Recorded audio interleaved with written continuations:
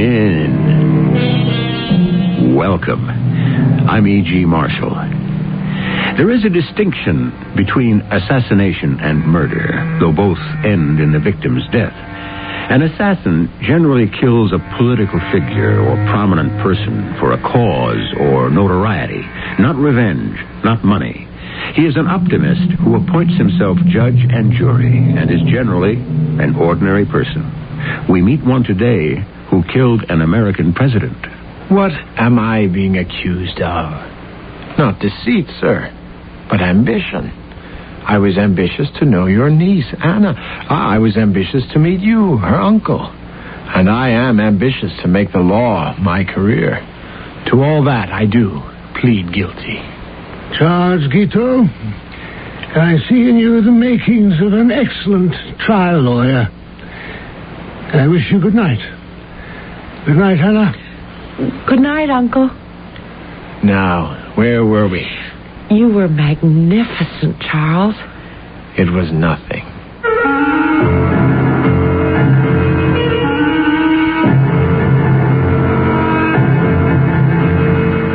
Our mystery drama, Portrait of an Assassin, was written especially for the Mystery Theater by James Agate Jr. and stars John Lithgow and Patricia Elliott. I'll be back shortly with Act One.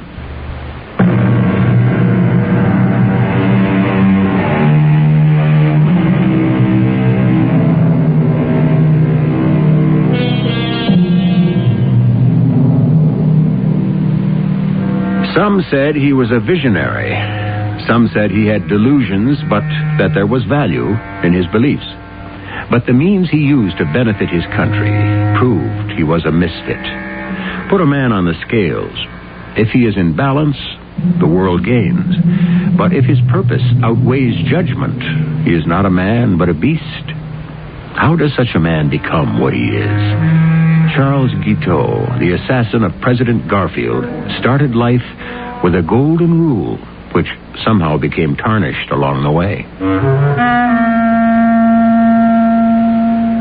Last night, I had the first good night's sleep since I'd made up my mind to kill him. I slept like a baby, woke up refreshed, feeling fine. It's all because I was successful. Yesterday, I shot the President of the United States, and I know he's going to die.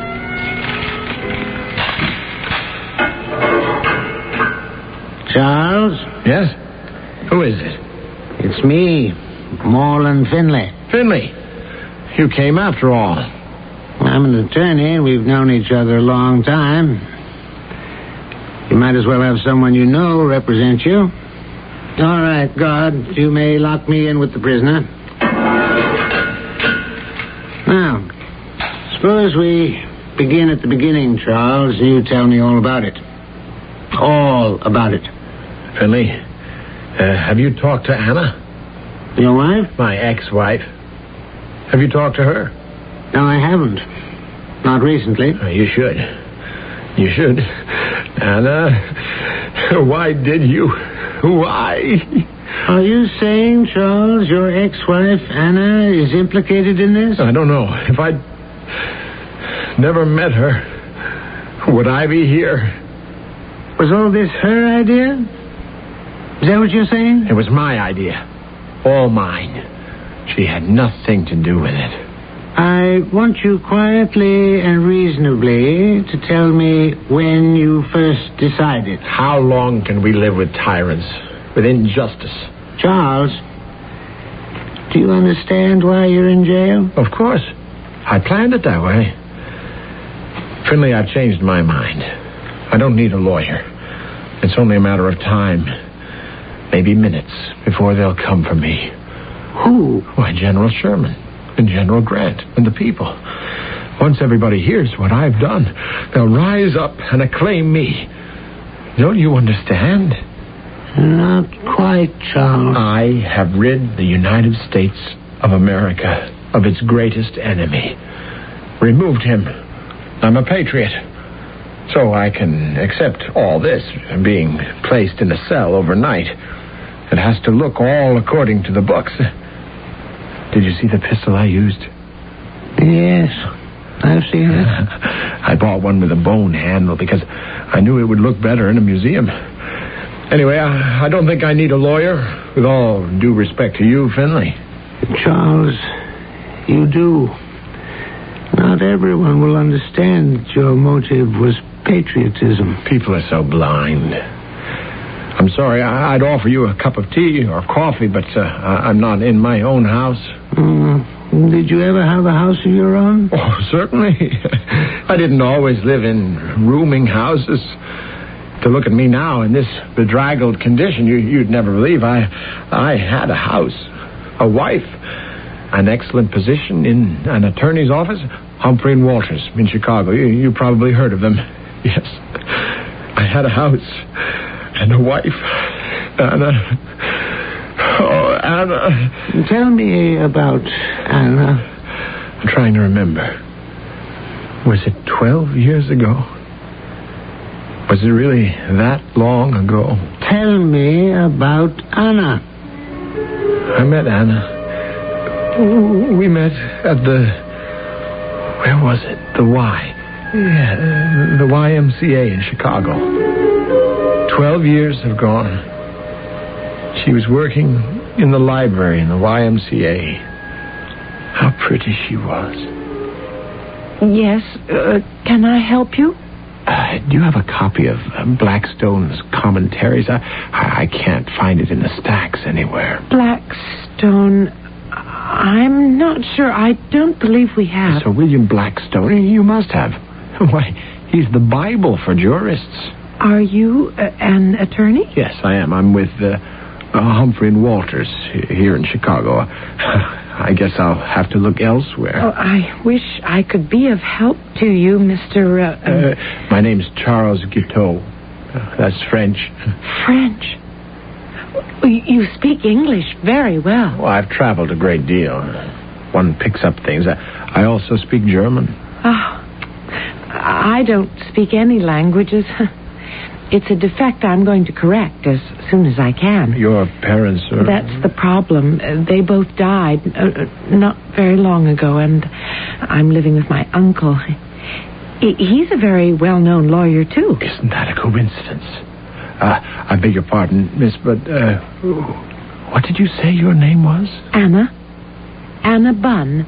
Bunn. Oh, Anna. That's interesting. I've made quite a study of names. Do you know what Anna means? No, I don't. I never thought about it. I must tell you sometime. An unusual name. No, it's not. But then you're an unusually attractive young person. A great deal is revealed in a name. I'm sorry about the Blackstone. I wish I could have helped you. Perhaps, Miss Bunn, there is something you could do for me. There is? May I have the honor of calling on you this evening at your uncle's residence?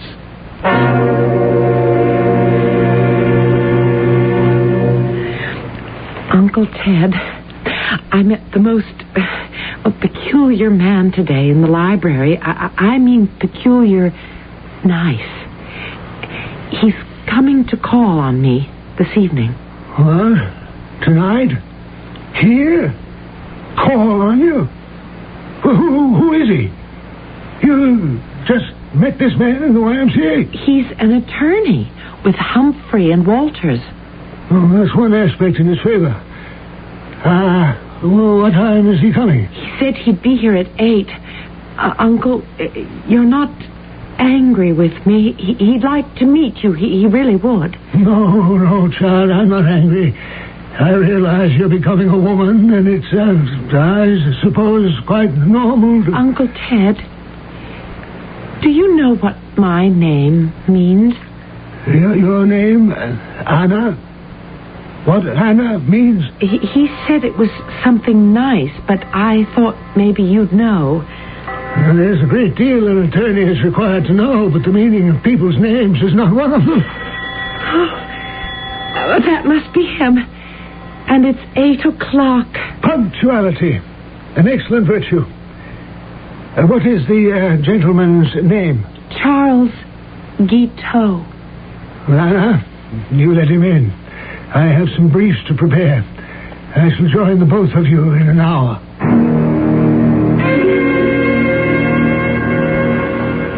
I tell you, from nowhere. He did it. Oh, others can do it. James Abram Garfield rose from nowhere. Born in a log cabin, from a common laborer to a college president. It wouldn't surprise me in the least if someday he attained the highest office in the land. The president? Because he knows where he's going. Self-improvement. That's the American way, and it's my motto, Anna. May I call you Anna, Miss Bunn? Well, I suppose so. Although I don't know what my uncle would say. Oh, he's an attorney, you told me. I'm sure he looks ahead. Besides, we're almost into the 20th century. 1868. Don't you feel the magic of those numbers? I voted for Ulysses S. Grant, and he became president.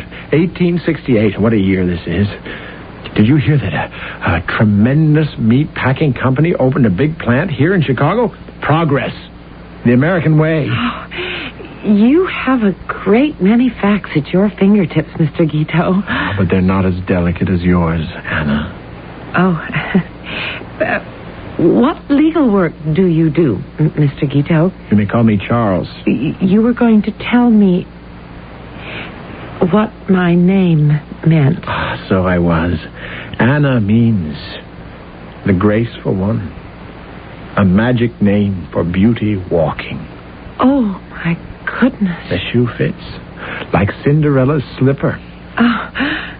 And Charles, your name, what does it mean? Charles comes from the Latin Carolus, and it means strong and manly. And it also means spurious, deceitful, and false. I suggest, Mr. Guiteau, as you take up your hat, walk yourself to the front door and let yourself out of this house. Let me explain. No, there's nothing to explain. I happen to know Judge Walters as an old friend and neighbor. I saw him just now, and he informed me that although you're employed in his legal firm, it is not as an attorney, but as a clerk. Do you hear that, Anna? A clerk. Sir, I ask again that I be permitted a few words. Go ahead. Keep them brief. I admit I passed myself off as an attorney to your niece, but the circumstances are extenuating, sir. I was not lying to her, per se, because I always think of myself as an attorney. It has been my life's ambition. Not deceit, sir, but ambition. I was ambitious to know your niece better. I was ambitious to meet her uncle. I am ambitious to make the law my career. And to that, and that alone, I plead guilty. Guiteau, I see in you the makings of an excellent trial lawyer. I wish you good night. Anna, when Mr. Guiteau leaves, make certain all the gas is turned down. Well, good night, sir. Come see us again. Good night, Anna. Good night, Uncle Ted. Now, where were we? Oh, you were magnificent. Oh, it's nothing. Uncle Ted is right. You are going to do very well. Well, of course I am. I don't need him to tell me that. You could tell everything about you when you spoke. You really are the most interesting man I've ever met. And you're the loveliest lady I have ever met. Why do you work in that library, Anna? Surely your uncle... Well, yes, he could take care of me easily, but I want to work. I want to learn. I want to do something. I think we're very much alike. I hope we can become good friends. I would like that. You really think I made a good impression? On Uncle Ted? Oh, I know when he's pleased, particularly when he takes a firm stand and then finds himself persuaded against his initial judgment. He liked you, Charles. I'll make myself worthy of his friendship and his endorsement. What do you mean? When I take my bar examination, one word from an attorney of his standing, and I'll be able to hang out my own shingle in 6 months.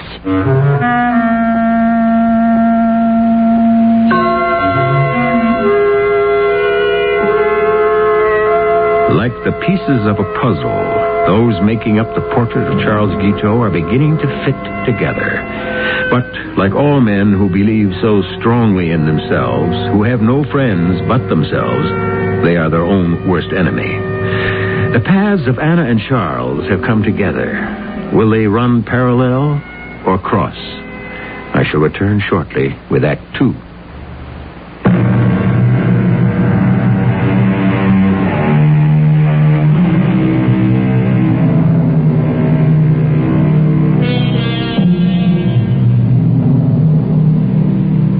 Charles Guiteau, 39 years old, sits in Washington's District of Columbia jail. The morning after, he has fired 2 bullets into the back of President James Garfield. His attorney, Moreland Finley, is questioning Guiteau, trying to put together a case for the defense. And did your wife's uncle intercede with the bar examiner on your behalf? Of course he did. And I became a lawyer. Not that I wouldn't have anyway. It didn't occur to you that having your wife's uncle put in a word for you was not exactly the proper way to pass an examination? It was my character he endorsed, not my ability. Finley, wake up. That's the way things are done. This is America. You scratch my back, I'll scratch yours. I don't understand. Anna's Uncle Ted was glad to get rid of her. I was an excellent prospect for marriage. By helping me, he was ensuring his niece's future. And I was a good husband. I did everything I could until... I despise her now. Marrying Anna was the biggest mistake I ever made. She has asked to see you. Here? In jail? I won't allow it. I want to have nothing to do with her. If that's so, Charles, why did you marry her? Because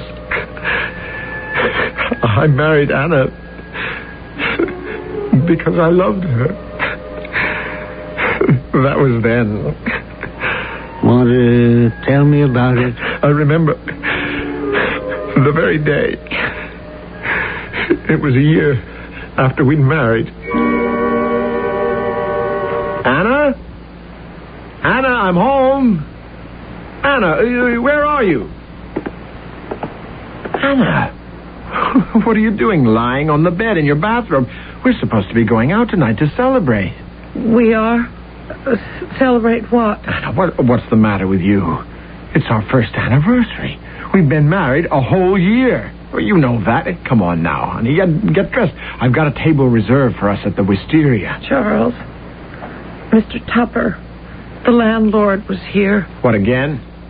I told him last week I'd start paying him back what we owed him and not to worry about it. Charles, he says if he doesn't get the past 6 months' rent by Friday, he's going to evict us. Oh, just let him try. After all, I'm a lawyer. I know the law. Wait till I show you the snazzy suit I bought in your honor to celebrate our anniversary. I told the salesman, never mind the box. I'll be wearing this suit in half an hour. Feel that material, honey. The latest thing, Cheviot. Now, you get dressed. How did you pay for it? I charged it. How are you going to pay for the dinner? Just put my John Hancock on the check. They know me at the Wisteria. They're thinking of hiring me as their attorney. I'm sorry, I don't feel well, Charles, and I don't want to go there. We mustn't run up any more bills. All right, then. I'll go get a bottle of wine.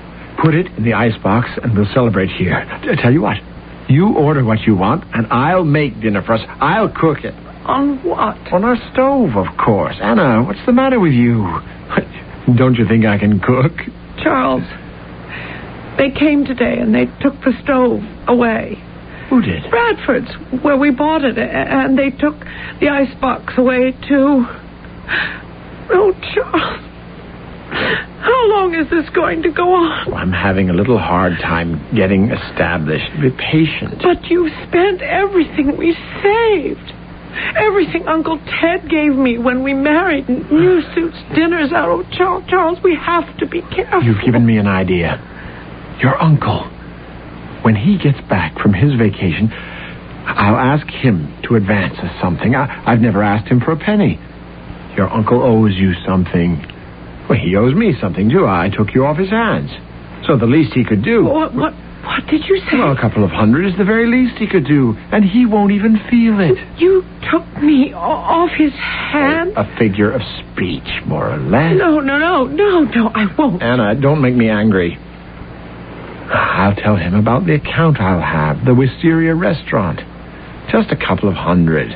Enough to get old Tupper off our backs. Oh, Charles, what does the restaurant want a lawyer for? To collect from all those people who signed for their meals and haven't paid up. I'm the ideal attorney for them.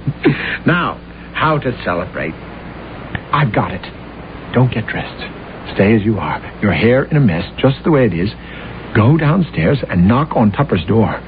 Tell him you're so ashamed. You've spent all the household money and you wanted to buy me an anniversary present. Can he loan you $20? We're already into him for 6 months. What's another 20? Then we can go out, have ourselves a whale of a time, and it's all paid for.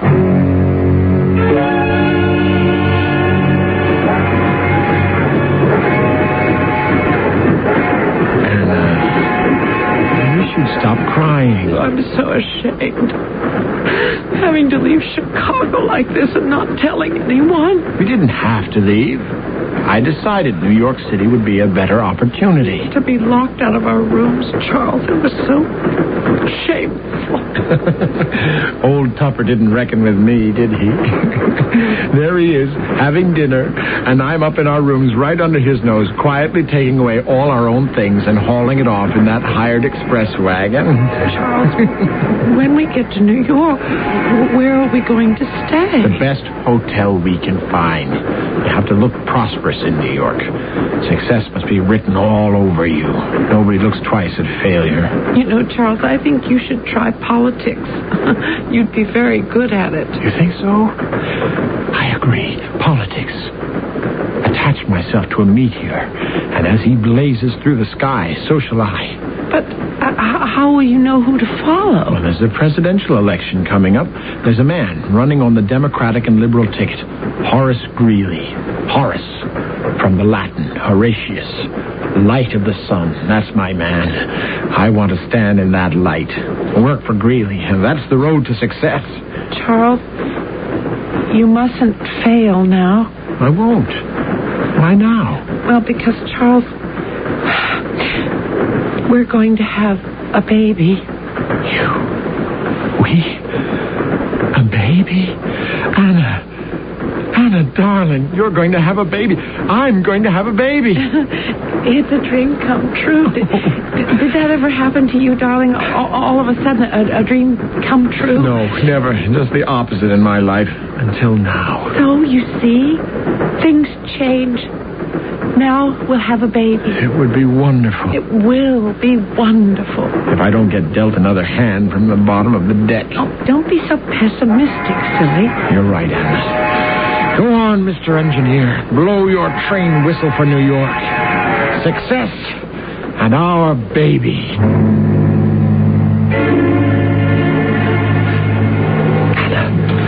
Anna, come on, follow me. We climb out this window and walk down the fire escape to the street. I can't. I'm afraid it's so high. What are you talking about? The whole hotel is only 5 stories high, and we're on the 3rd floor. I can't go out there, Charles. I can't. So what do we do? Wait till morning, till they take everything away from us? Anna, are you going to stand in the way of my becoming an important politician in New York? Now, come on. You, an important politician. Nobody knows you exist. It's the same old story. We run up bills, we can't pay the rent, and have no money because you have no job. No, I don't have a mere job. I have a position with the Republican Party. I speak at rallies for Horace Greeley. But you never told me that. Well, now I have. If anyone in the party finds out we had to take a moonlight flit, I can kiss my future goodbye. Now, just step over the windowsill. I've got the bag. I can't. Anna! Oh! You hit me. I'm sorry I slapped you. You try the patience of a saint. Now do it. Just follow me down one step at a time. All right. I'm coming.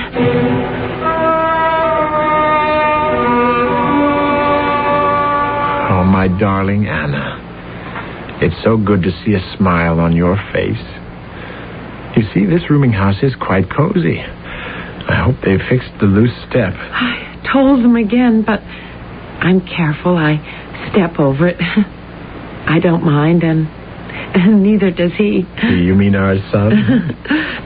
Oh, I'm sure it'll be a boy. Oh, he kicks so hard. I was telling Mr. Greeley about the baby today. I said to him, Mr. Greeley, I'm working as hard as I can for you to get elected because I want my son to be kissed by the President of the United States.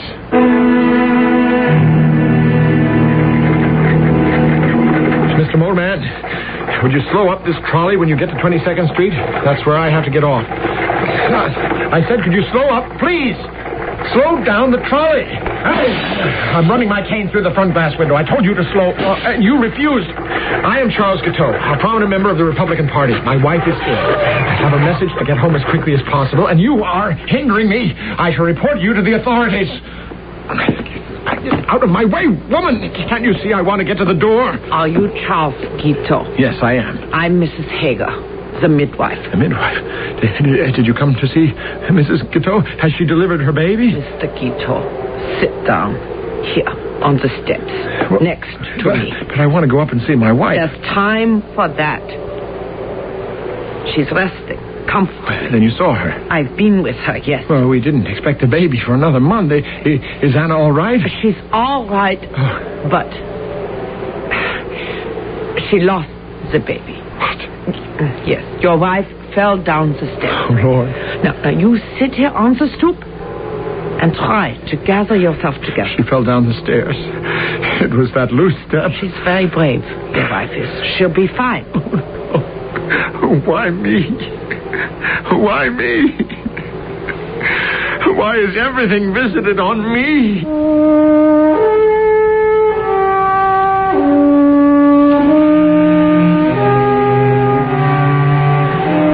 You ask yourself, Anna, what does it all mean?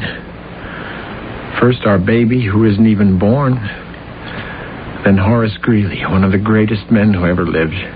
He's defeated, and in 3 weeks he's dead. Everything I touch withers away, dies. Everything that has meaning. Charles, one must go on. You've been dragging yourself around for weeks now. Charles, what are we going to live on? I don't care. I never had a dream come true. And you said no, never? I said I didn't believe in dreams coming true.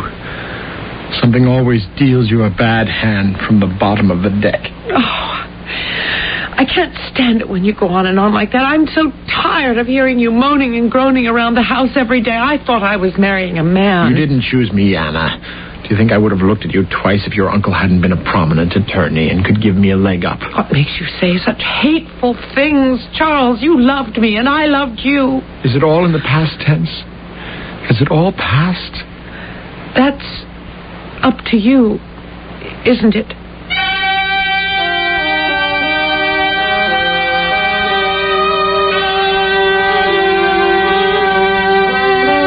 If one could look deeply behind the mask that hides our suffering, we might have an inkling of what compels certain inexplicable actions. We shall look further at Charles Guiteau, driven by ambition, seemingly cursed by the fates, a man who, in spite of himself, turned history upside down, when I return shortly with Act 3.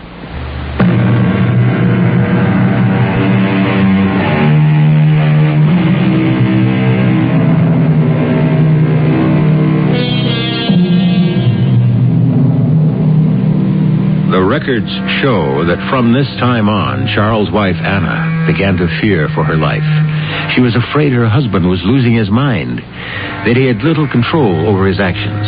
Each day brought new delusions and new terrors. Anna, did you kill our baby? Charles! I'm not mad, you know, nor am I blind. Did you deliberately walk on that loose step because you didn't want us to have the baby? Yeah, you did it on purpose, didn't you? I can't stand to listen to this anymore. I'm leaving until you come to your senses. You're going nowhere. Let go. You're hurting my arm. You will leave when I tell you to leave. I'm your master. Do you understand that? Yes, Charles. You will do as I say. Yes, Charles. That's better. I've decided to go to Washington. Yes, Charles. If Greeley had lived, I would have been his minister to Chile. You know that, don't you? I know that, Charles. Well, that's why I decided to remain in New York. You said Washington. I said no such thing. I said New York. I shall open an office downtown to collect bad debts. I shall become wealthy. Then, with that money, I'll return to politics. And I expect to find you here when I do, Anna. I've been thinking, Anna. I've never put the finger on your uncle. If I wrote him, do you think he might be able to advance us a little money?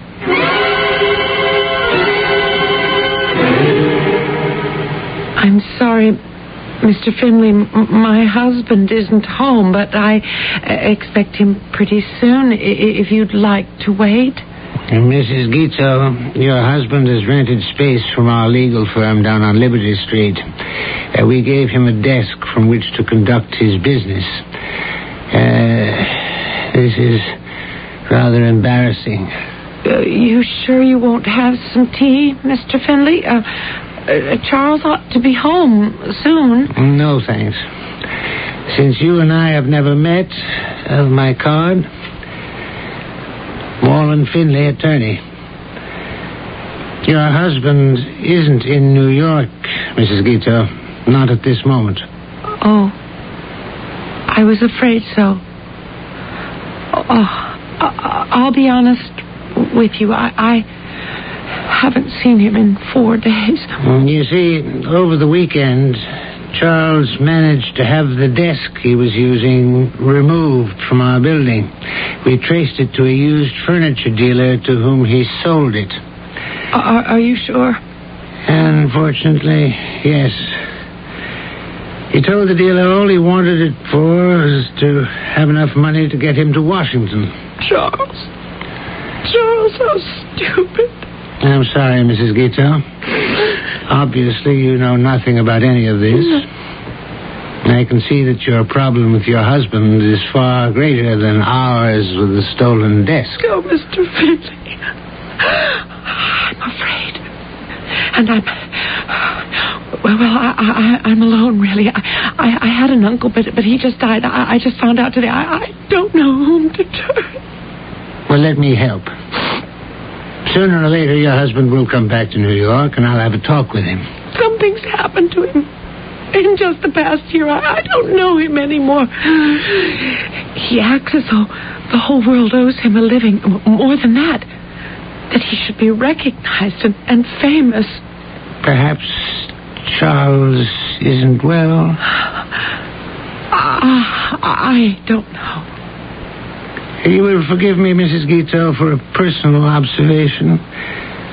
Are those bruises on your arms and on your face? Yes. I think it's you who needs to be protected. And when I see Charles, I'm going to tell him so.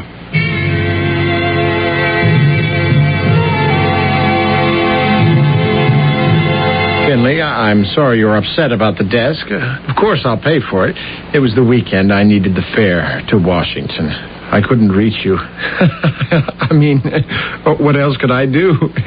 You knew I was good for it. I went to see your wife, Charles. Oh, did you? I haven't seen her yet myself. I came right down to the office from the train. She's in for another shock, I'm afraid. Her uncle passed away. I learned that while I was in Chicago. I thought you said you went to Washington. By way of Chicago. I wanted to see Uncle Ted first. I was too late. Not a dime. What do you mean? He didn't leave us a dime. Not anyone. Didn't have a dime. An illness took everything.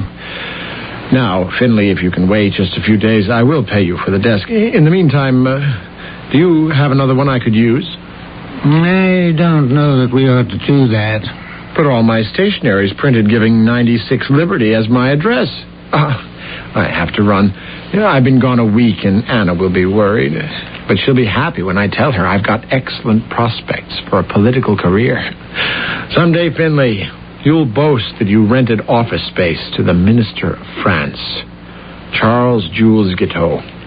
Charles, Anna isn't at the apartment. She isn't? I advised her to move out, and she has. What is all this? Where is she? I'm sorry, but I can't tell you. Finley, I will institute proceedings against you, accusing you of kidnapping my wife. I warn you. Right now, at this instant, you believe you'll file suit, Charles. But you won't carry it through. You may strike a woman, but in a man's world, you're not a man of your word. You're not even a man. You think so? You don't know me. I wish I knew what to advise you. You appear to live in a world that doesn't exist. Does that mean I can't have a desk here? I'll find some space and a desk. At least that way I can keep an eye on you.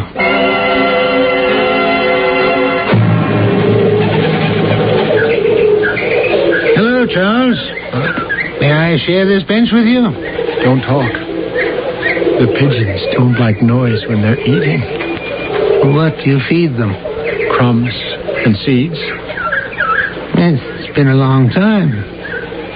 I didn't know you were still in New York. I have an office uptown. Doing well? I was until today. Did you come to crow, Finley? I don't know what you mean. Have you heard from Anna? No, why should I? Please don't talk about her. You hurt her a lot, too. I was angry at the time when she divorced me. I'm not angry now. Hand me that bag of birdseed next to you, Finley. If she'd stayed married to you, how would she know you wouldn't get angry again and hurt her? Because I loved her. But that's all over. Everything's over. Did you see the Herald this morning? James Gordon Bennett's filthy sheet? No. You'll enjoy it. Third page headline: a profitable collecting lawyer. Hey, that's a picture of you. What's this about? They claim that when I collect money due a client, that I keep everything I collect as my commission. How did they get this story? Somebody's out to get me. Ruin my business. Ruin me. I don't know why I should be surprised. It's been that way all my life.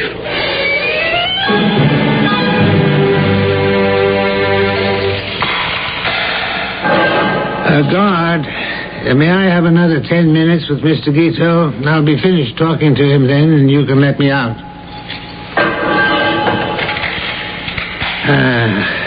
That was the last time we met, Charles, in the park in New York when you were feeding the pigeons.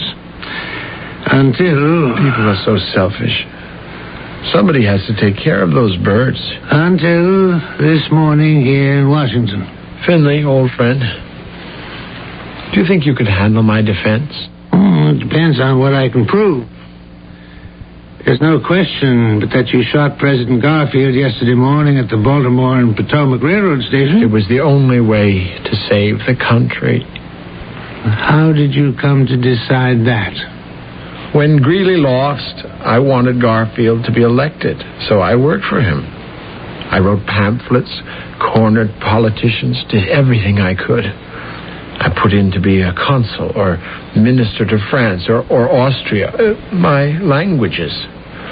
Garfield owed it to me. I got him elected. I didn't know you spoke those languages. I deserved that. Most of those appointments go to friends who couldn't find those countries on the map. So every day I'd go to the White House and leave a message to remind the president I wanted one of those jobs. Did he know you? Of course he knew me. It had been me stumping for him, speaking everywhere. There isn't a street corner from here to New York I didn't speak at. Finley, I swung that vote. And then, about 6 weeks ago, Garfield betrayed me. He betrayed all of us. I'd gone, as usual, to the White House. Good morning, Mr. Guiteau. Did you pass my message of yesterday in to the president? I took care of it. You know, the president is very busy. You don't have to tell me. I know how time-consuming the affairs of state can be. He and I have often joked about it. You've talked to the president? Well, not recently. I knew Jim and his family back in Ohio. Did you know he was born in a log cabin? No, Mr. Guiteau, I didn't. Mm-hmm. Born in Orange in Cuyahoga County, Ohio. We were neighbors. He ought to make his decision about who is to be the next minister to Austria pretty soon. Minister to Austria? You told me France yesterday. I did? France wouldn't be much of a hardship. But I've written him I plan to marry a very wealthy Austrian lady so that we can entertain in high style in Vienna. That's important, you know. Mr. Guiteau, I've been asked to ask you not to come to the White House anymore. I don't understand. Orders have been given from a very high level. It's not my doing that you're not to be admitted through the gates after today. It's incredible. Why, I put Garfield into the White House. It was my pamphlets, my speeches. You know he won by a very narrow margin, and it was I, Charles Jules Guiteau, who got him elected. I'm sorry, sir. I didn't know that. Now, if you'll excuse me.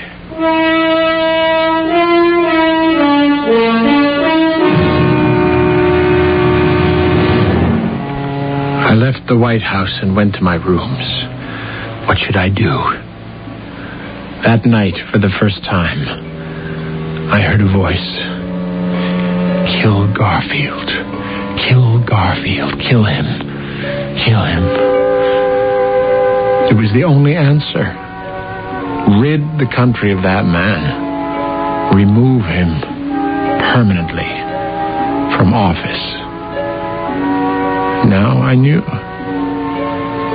After 39 years of wondering why I'd been placed on this earth, I knew why. I suddenly had a meaning.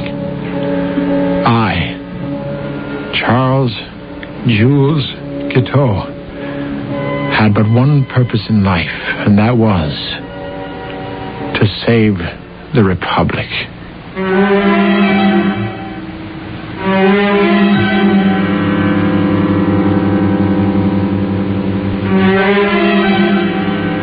The past and the present tell us we are at the mercy of those self-appointed saviors who all too often see death as the all-purpose answer.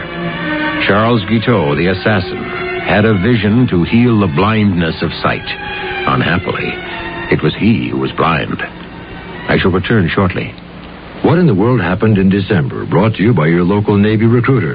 In December 1775, the first flag unfurled aboard an American warship was hoisted by Lieutenant John Paul Jones on board the flagship Alfred at Philadelphia on the occasion of placing the Continental Navy in commission. George Washington resigned his military commission in December of 1783 and retired to his estate at Mount Vernon, Virginia. December 1851, over 30,000 volumes in the Library of Congress were destroyed in a fire. The highest bridge in the world was completed in December 1929. The Royal Gorge Bridge across the Arkansas River in Colorado suspends 1,053 feet over the gorge. In December 1941, Japanese aircraft attacked Pearl Harbor, Hawaii. 6 ships were sunk, 12 damaged, 150 aircraft destroyed, and 2,334 were killed or missing. The surprise attack forced the United States into World War II. That's what happened in December. To find out what's happening in the Navy today, call toll-free 800-841-8000. In Georgia, call 800-342-5855.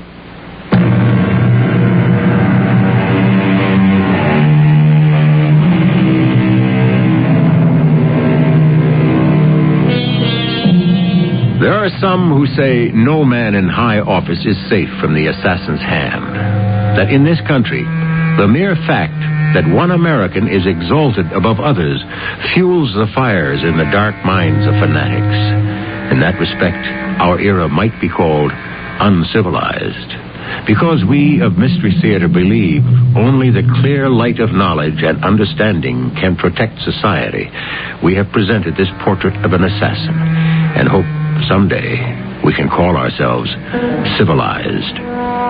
Our cast included John Lithgow, Patricia, Elliott, and Robert Dryden. The entire production was under the direction of Himan Brown.